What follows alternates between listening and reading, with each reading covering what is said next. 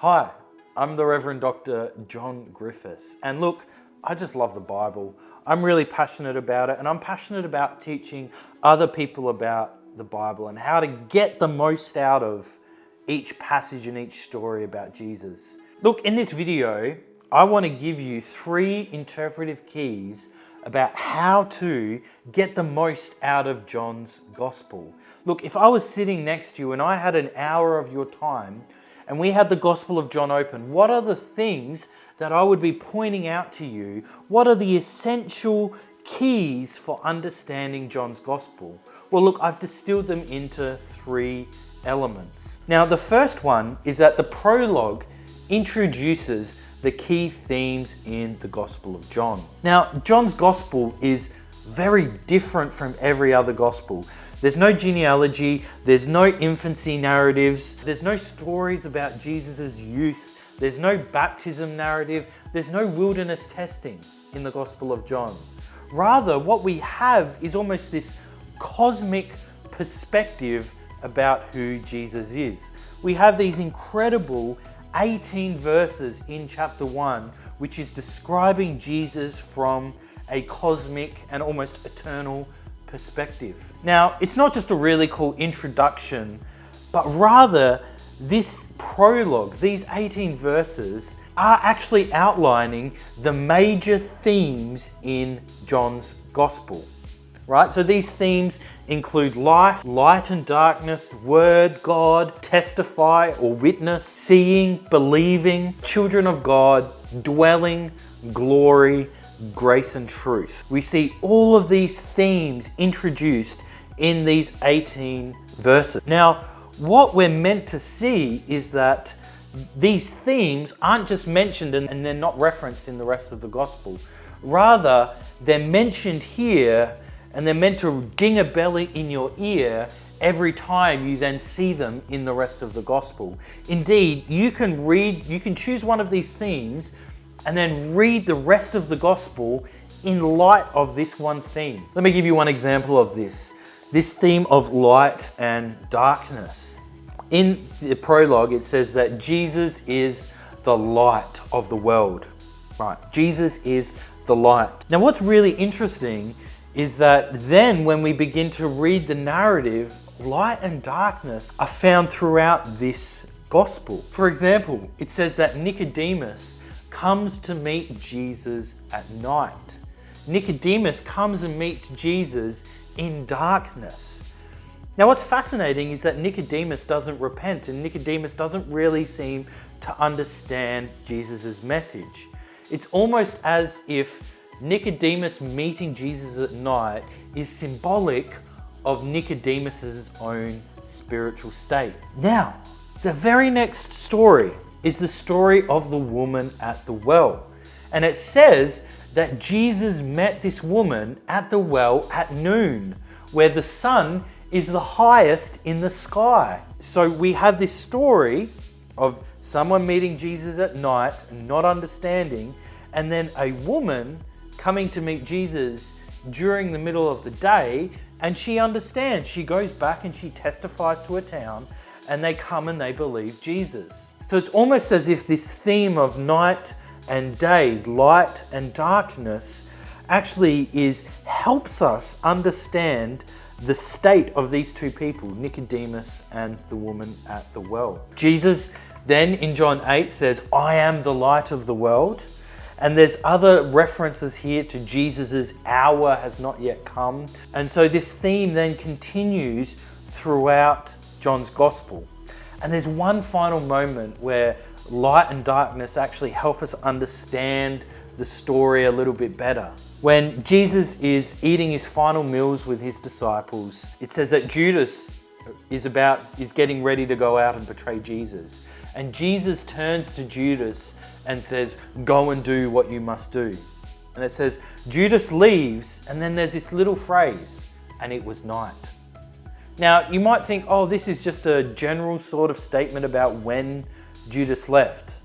But no, if you were reading the gospel with the lens of light and darkness, there would be a shiver going down your spine when it says, "and it was night."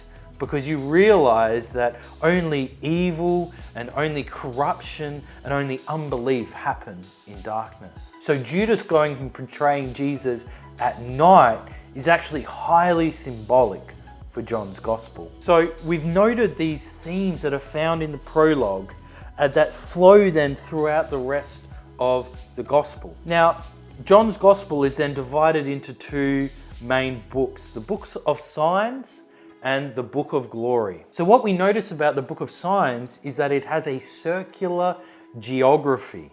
So to give you an example, in John 2 through to 4, Jesus starts his ministry at Cana, right, turning water into wine at the wedding, and he ends this sort of section of John by healing the official son in Cana.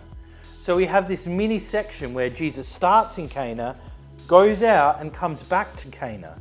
Now in this section, Jesus engages in 4 Jewish symbols. He engages in a wedding, a temple, he engages with a rabbi, Nicodemus, and at a sacred well. So Cana to Cana, and in here there's 4 Jewish symbols. Now in the next section, which is John 1 through to John 11, we see that Jesus has this circular geography from Jerusalem to Jerusalem. And in this section, Jesus engages in 4 Jewish feasts. He engages in the Passover, in the Sabbath, Feast of Tabernacles, and in Hanukkah. So we've had Cana to Cana, we've had Jerusalem to Jerusalem. But indeed, there's actually a bigger overarching geography that happens, and that is Bethany to Bethany. You see, in John 1, right after the prologue, it says that Jesus and his discussions and his initial callings of the disciples is in and around Bethany. Now, the story of Lazarus in John 11 also happens at a place called Bethany. Now, this Bethany to Bethany movement is also important because there's 2 testimonies involved in Bethany. In John 1, it's the testimony of John the Baptist. In John 11, it's the testimony of Lazarus. So we see that this book of signs has these circular geographies built into them. And after this, we see that then the Gospel of John moves to the book of glory. And this book of glory really focuses in on life with Jesus. Now, you see that the majority of this book of glory is really focused in on Jesus's last words to his disciples and Jesus's last prayer. Now, this book begins with this idea that Jesus tells his disciples that he is going away, and this grieves them greatly. But Jesus says that it is necessary because if he does not go away, the Paraclete will not come. And so Jesus is trying to teach his disciples about, I must go away so that the Holy Spirit may come.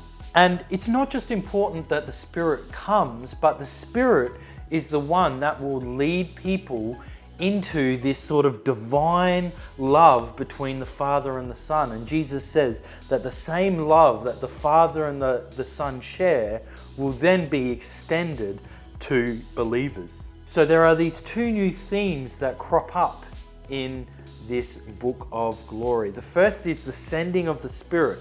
The Spirit's rarely mentioned in the Gospel of John before the book of glory, but we see it really comes into prominence here. And then we also see this second theme of abiding in Christ. What it means to abide in Christ. Well, Jesus really begins first by showing us what it means to abide in Christ, what it means to be Christ-like. The first is to abide in Christ looks like loving one another. Just as I have loved you, go and love one another. The world will know you by the way that you love one another. And Jesus gives us 2 examples of this. The first is that Jesus goes and lays his life down for Lazarus. He knows that if he goes and he raises Lazarus from the dead, he knows that the religious leaders will arrest him and will kill him. So Jesus, in going to raise his friend from the dead, is an act of self-sacrifice. Secondly, we see that loving one another is typified by Jesus washing his disciples' feet. Jesus not thinking that he is too high or too important for serving his disciples, but rather he lays himself down and loves his disciples by washing their feet. And then we also see that abiding in Jesus then looks like the victory of the cross. It looks like completing the work that God has given you, laying your life down for others. So this book of glory then shows us what it means to live life with Jesus. It means to love one another to the nth degree, to lay your life down for your brother and sister in Christ. And so these are the three interpretive keys that I would encourage you to contemplate as you're reading John's Gospel. Hey, if you've enjoyed this video, please click like. And if you want to bless me, leave a comment of encouragement or leave me a question. And if you want to see more of my videos on how to read different parts of the Bible, subscribe to my YouTube channel. Thanks.